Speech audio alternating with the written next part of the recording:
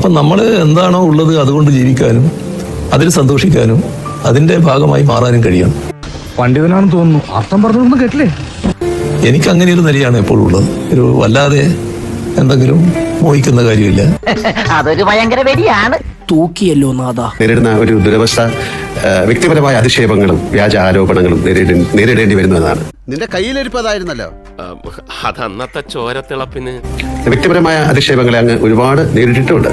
ഇഷ്ടം പോലെ ഇങ്ങനെ പതരാതെ നേരിടാൻ പ്രാപ്തനാക്കിയത് അങ്ങയുടെ രാഷ്ട്രീയ പശ്ചാത്തലമാണോ? മനസ്സെപ്പോഴും ക്ലീൻ ആയിരിക്കണം. നമ്മുടെ മനസ്സിലൊരു കുറ്റബോധം ഉണ്ടാകരുത്. ആവേശം കൊണ്ട് ഓരോന്ന് വിളിച്ചു പറഞ്ഞ് തടിയേടാക്കണ്ട, പണിയെടുക്കാതെ ജീവിക്കാൻ നോക്ക്. നിങ്ങളൊരു ആരോപണം ഉയർന്നു വരുമ്പോൾ ആ ആരോപണത്തിന്റെ ഭാഗമായുള്ള എന്തെങ്കിലും ഒരു അംശത്തിന്റെ പങ്കാളിത്തം നമുക്കുണ്ടെങ്കിൽ നമുക്കൊരു കുറ്റബോധം വരും. ഈ കള്ളം പറയുന്നതിനും പ്രവർത്തിക്കുന്നതിനും ഒക്കെ ഒരു ടെക്നിക്ക് വേണം. ശരി സാർ, അതാദ്യം പഠിക്കണം നീ കേട്ടോ.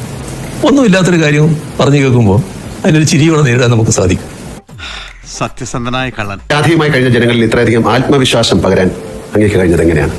ആര് പറയുന്നു? ഞാൻ കേട്ടിട്ടില്ലല്ലോ. അസൂയ കൊണ്ട് പലരും പറയാറില്ല, അതുകൊണ്ട് ഞാൻ സ്വയം പറയുന്നു.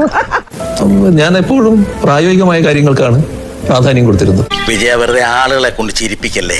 അതിന്റെ ഭാഗമായി ജനങ്ങളുടെ വിഷമം അതിനോടൊപ്പം നിൽക്കുക എന്നുള്ളത് എല്ലാ കാലത്തും സ്വീകരിച്ചു വന്നിട്ടുണ്ട്. ഇങ്ങനെ ഒരു കള്ളൻ കുറെ നുണ പറയാനും നീയൊക്കെ അത് കേട്ട് വായും പൊളിച്ച് നിൽക്കാൻ സാധാരണക്കാരനായി നിൽക്കുക എന്ന് പറയുന്നത് വളരെ എളുപ്പമുള്ള കാര്യമല്ല. അത് അങ്ങേക്ക് സാധിച്ചു.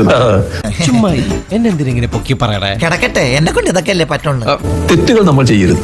എൻ്റെ പൂർണ്ണമായ വിശ്വാസം ഇതേവരെയുള്ള എൻ്റെ ജീവിതത്തിൽ എന്തെങ്കിലും തരത്തിലുള്ള ഒരു തെറ്റ് ഞാൻ ചെയ്തു എന്ന് എനിക്ക് ബോധ്യമില്ല.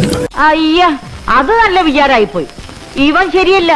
ഇവന്റെ ഉണ്ടകണ്ണ് കണ്ടാലറിയാം കള്ള ലക്ഷണമുണ്ട്. അല്ലോ, ഇത് കള്ള ലക്ഷണമല്ല, ജന്മനാ ഉള്ളതാണ്. വീട്ടില് ബാപ്പച്ചും ഉമ്മച്ചും ഒക്കെ ഉണ്ട്. എന്റെ ദൈവമേ, അപ്പൊ കുടുംബടക്കം കള്ളന്മാരാണ്. അങ്ങനെ ഒന്നും ഞാനും ആലോചിക്കാതിരുന്നില്ല. അപ്പൊ എല്ലാം പറഞ്ഞ പോലെ